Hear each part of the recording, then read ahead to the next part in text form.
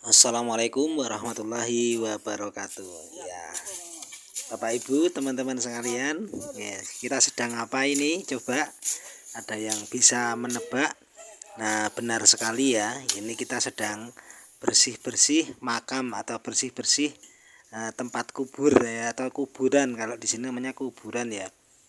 Nah, kali ini kita akan membagikan sebuah ya pelajaran atau mungkin sebuah artikel ya, yaitu manfaat kita bersih-bersih makam atau kuburan ini manfaatnya secara spiritual maupun secara sosial ya. Nah, salah satu manfaatnya yaitu meningkatkan kesadaran spiritual. Karena apa? Karena kegiatan ini bisa menjadi pengingat akan kematian ya, sebagai pengingat kematian dan pentingnya memperbaiki diri secara meningkatkan hubungan dengan Allah, dengan Tuhan yang Maha Kuasa, dengan cara berdoa dan ziarah. Nah, karena dengan mengingat ini kita kan besok juga akan menyusul ya, kita akan menyusul. Jadi setidaknya kita mempunyai tanggung jawab untuk memperbaiki diri, karena berkaitan dengan bekal apa yang akan kita bawa ketika besok kita itu akan menyusul di tempat ini ya, di tempat makam kayak gini. Nah, yang kedua yaitu memberi penghormatan kepada orang yang sudah meninggal.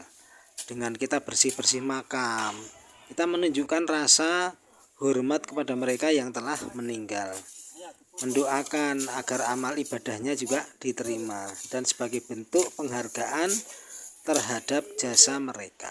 Nah, seperti itu ya, kita peduli kalau kuburan itu atau makam itu kotor kan juga kayak seolah-olah itu ahli waris itu tidak memperhatikan seolah-olah itu membiarkan gitu ya. Jadi kita nggak kepengen dicap orang yang tidak peduli terhadap orang yang sudah meninggal, apalagi di situ ada kerabat kita, mungkin teman-teman kita, tetangga kita nggak mau ya. Makanya kita dengan bergotong royong bersama makam ini bentuk kepedulian kita menghormati pada orang yang sudah meninggal.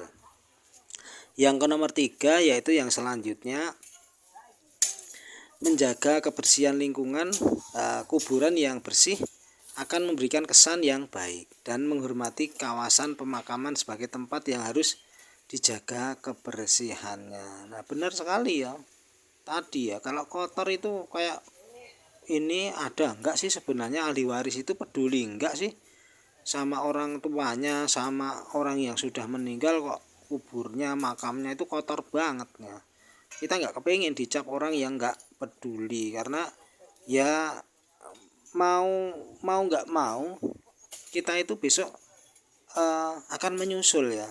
Kalau tempatnya nggak bersih itu kan juga nanti bermasalah juga menurut saya, itu kotor sekali. Nah, makanya kita kepengen ya tempatnya bersih agar ketika tempat makam itu seolah-olah ya memang terawat dan mungkin mungkin bisa juga sebagai alternatif, tapi ini menurut saya tidak disarankan ya. Kita bisa membayar orang itu boleh kalau memang kita benar-benar nggak bisa, waktunya sibuk dengan pekerjaan, mungkin itu bisa saja kita lakukan dengan cara membayar orang. Tapi selama kita masih satu kampung, masih satu daerah, apalagi satu lingkungan ya, kita mau nggak mau harus mau peduli ya. Yang terakhir yaitu dengan kita bergotong royong seperti ini, bersama-sama membersihkan makam kayak gini, itu kita secara spiritual pun kita akan mendapat kebaikan, mendapat pahala. Dalam banyak tradisi agama, membersihkan kuburan dianggap sebagai amal yang baik dan mendatangkan kebaikan, mendapatkan keberkahan, mendapatkan pahala. Nah, makanya kita latih ya, kita upayakan, kita jadwalkan. Misalkan nggak bisa 1 bulan ya 2 bulan sekali. Atau kalau di tempat kami ini kami membersihkannya yaitu secara 18 ya. 18 itu pasaran Jawa ya, misalkan setiap Ahad Kliwon ya gitu. Nah, setiap Ahad Kliwon, karena ini kan pas hari Ahad ya, Ahad Kliwon. Nah, itu jadi 40 40 hari sekali karena kita menggunakan pasaran Jawa. Nah, seperti itu bagian dari teknis saja.